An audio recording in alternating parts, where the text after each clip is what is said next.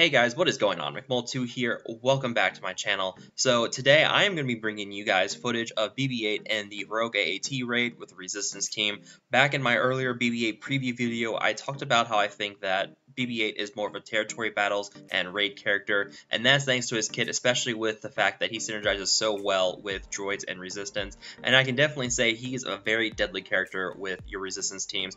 We'll talk about the overall mods with this team and how to strategize using him in this team, but overall this team does a ton of damage. We're talking half of phase 2 and a good chunk of phase 3 as well. They do over 12 million damage total in this fight, so this fight takes about 30 minutes total to do, which is not too bad considering my old video that showed resistance soloing in phase 4 took about an hour to complete. So this team can do as much damage as that team does in half the time, so it's not as bad as the time investment, and thankfully you don't really need many Zetas. We'll talk about all that later on, so let's go ahead and dive into the mods.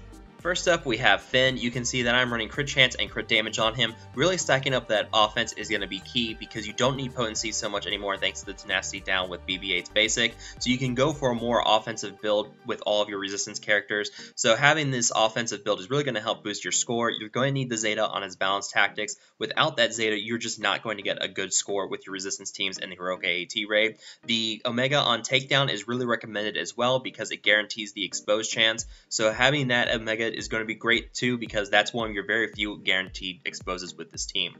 Next up, we have Resistance Pilot, and she also has crit chance and crit damage mod sets on her. You really want to focus on boosting her physical crit chance because thanks to her unique, she gains a lot of turn meter whenever she scores a critical hit, so making sure she can get those turn meter boosts with that as well as the outmaneuver Omega is really going to help to make sure that she moves a lot, and getting that physical crit chance is going to be key because then she's going to move pretty fast. She won't move as fast as Resistance Trooper, but she's going to be a close second, and then also stacking up some physical damage on her as well. You'll see during this fight she's going to deal some massive damage, and thankfully that's because of her huge physical damage stat. You can see she's running almost 3,500 here, so making sure you really stack up her crit chance and her damage is going to be key to making sure you get her best score.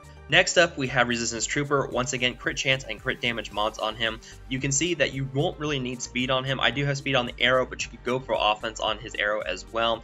He's going to gain plenty of turn meter thanks to his Guerrilla Tactics unique ability. That gives him turn meter whenever an expose is applied to an enemy target, so you don't really need to go for speed. Boosting up his crit chance and boosting up his offense as well, just like Resistance Pilot, that's going to be key here. They're going to be your characters that move the most and do the most damage. And then finally, we have Poe Dameron. You can see I'm running speed and potency on him. You don't really need to focus on potency too much for your other characters, but for Poe, it's a nice touch because of his taunt, which applies AoE exposes. That's going to help to make sure that he can apply the exposes to the turrets whenever the tank comes out of its topple, and making sure you can get those exposes on the turrets is going to help you to quickly topple the tank. And finally, in terms of speed, you only need to have him at 233 speed.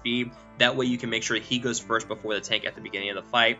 So once you have him at 233 speed, you can then focus on other stats like offense or even crit chance. Now, one thing you guys probably noticed is I did not show the mods for BB8.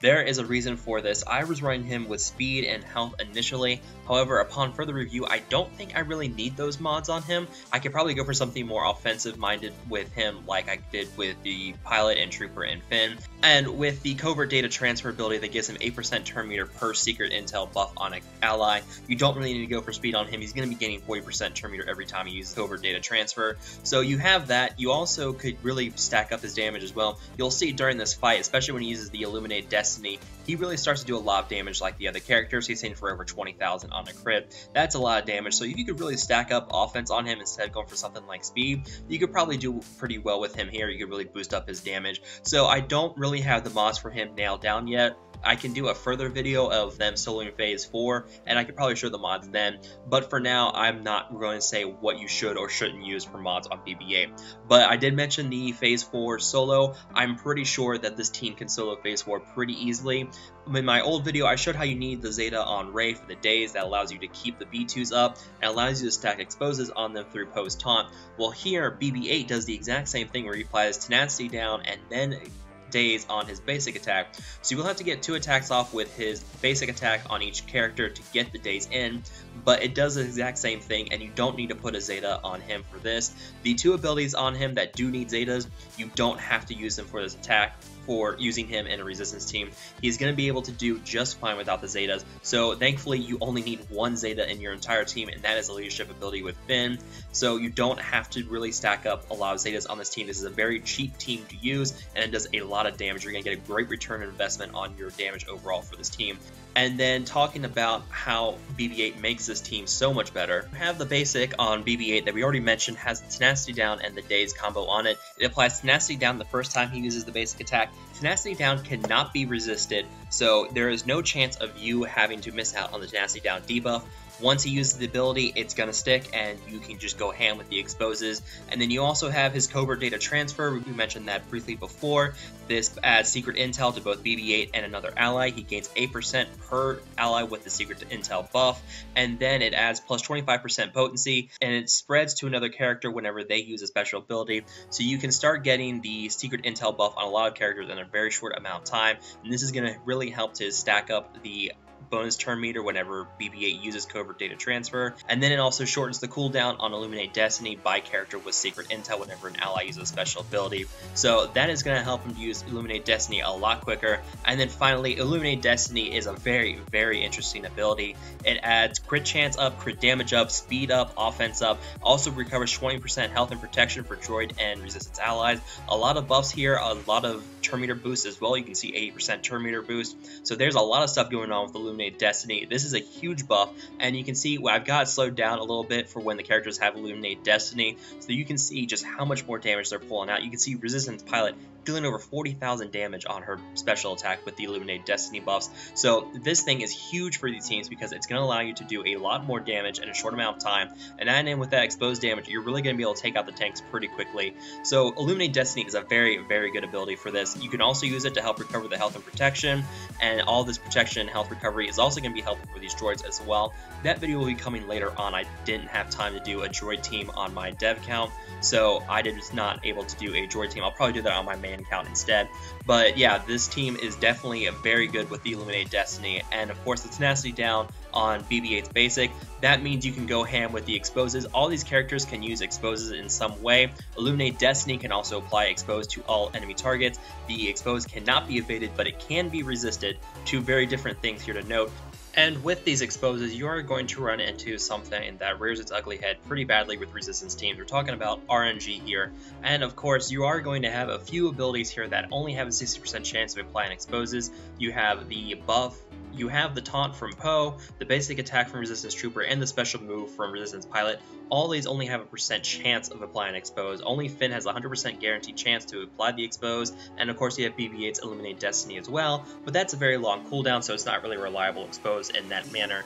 So really, at the end of the day, there is going to be some RNG factors here. You can see in the first topple, I did a good 10% or so of the phase with just that one topple, and that was because the exposes were applying left and right. I was able to move quickly, I was getting a lot of Illuminate Destinies in, doing a lot of damage, but once you start getting to areas where the exposes are not applying as much, you are going to run into things where you're only going to be able to do a few % of a topple, and that's going to be a problem. It's going to be a major RNG fest, and that's been the main thing holding back your resistance teams, is because sometimes you're just going to have it where no one's applying exposes, and it's either getting resisted, or the RNG is just not letting you apply the expose in the first place. So that is going to be a problem you will run into with resistance teams, but thankfully with the Tenacity Down on the BB8 basic, that's going to help to minimize these chances. For a long time I was hoping to try a resistance team that applies Tenacity Down, but there's only a few characters that could do that in the game, and none of them really have synergies with the resistance teams in the first place, so it wasn't really working out like I wanted to. But now thankfully they've added Tenacity Down to a resistance character, and that's doing so much more damage. So yeah, clears phase 2 pretty easily. It does 50% of phase 2 before the tank can enrage. That's some pretty good damage there. And then we move on into phase 3. And for phase 3, you could use a different team than what I have here. The team of Finn, Poe, Resistance Trooper, and Pilot, along with BB8, does not do so well here. You only have one turn meter removal ability, and that's with Poe's taunt, so it's not really reliable. Of course, a turn meter removal is king for doing your phase 3 teams, I have a video where I showed Resistance doing 3 million damage in Phase 3 of the Heroic AT raid. That is with R2-D2, and that's because his smokescreen keeps your team stealth, and once they're stealth, they can't be counterattacked by the V2 Rocket Trooper. So if you can minimize those counterattacks by using stealth with R2-D2, you should do a lot better here. Probably replacing Resistance Pilot is going to be your best bet. So a team of Finn, Poe, Resistance Trooper, R2-D2, and BB8 is probably going to be your best bet for this team in Phase 3. So you can still do some pretty decent damage. Overall, I knocked out about 10-15% of Phase 3 with this team, so still some pretty good damage, but it's not as good as your other Phase 3 teams. And of course, using R2-D2 in place of Resistance Pilot is probably going to do a lot better because of the stealth. So there's not too much to cover here with Phase 3. In terms of this team, it's not really a good team to use at the time. I'll be able to do some experimentation later on with this team instead. Before I close out this video, a couple things to mention here. You guys are probably seeing those numbers in the middle of the screen. I'm not sure what that is. I think that's a glitch. I think I broke the tank rate so badly with this team that it just left those numbers in the very middle of the screen. So apologies for that showing up here at the end. It did kind of make things a little interesting because I couldn't see the turn meter on the B2 Rocket Trooper that well. So yeah, apologies for the number glitch there in the middle. I don't really know what's going on there. And then also one other big shout out real quick. I've mentioned them a couple of times, the BB8 Empire guild. They've helped me with a lot of theory crafting in my videos. They really helped me figure out the Imperial Grand Maneuver team as well. So a big shout out to them. If you guys are looking for a guild of some pretty solid people, they're really smart. There's a lot of good theory crafters over there. If you're looking for a guild of people that you just want to hang out with and have a really good time, try contacting them. They have an email and they also are online in Discord. All of their contact information is down below. Their email is confidentnation@gmail.com. They did recently change their names. I'm not sure why, but I still call them the BB8 Empire. So big shout out to those guys. If you guys are really looking for a nice guild to hang out with and have some good time and really do some nice theory crafting, give them a shout. See what they can do for you guys. As again, all of their contact information is down below in the video description. But anyways, guys, that is pretty much it for this video. I hope you guys have enjoyed watching BB8 and Resistance completely dominate Phase 2 and part of Phase 3. I am going to do some more videos on this. I want to see just how good Resistance is now going to be in all the phases. Probably not so much Phase 1. I don't think they're going to do well in Phase 1. But I do want to see how well they're going to do in Phases 3 and 4 once I have the optimal team set up. So keep an eye out for that. I'm going to be doing some more videos on them here soon. But as always, guys, feel free to like and share this video and subscribe to my channel for more content in the future. And I will talk to you guys later.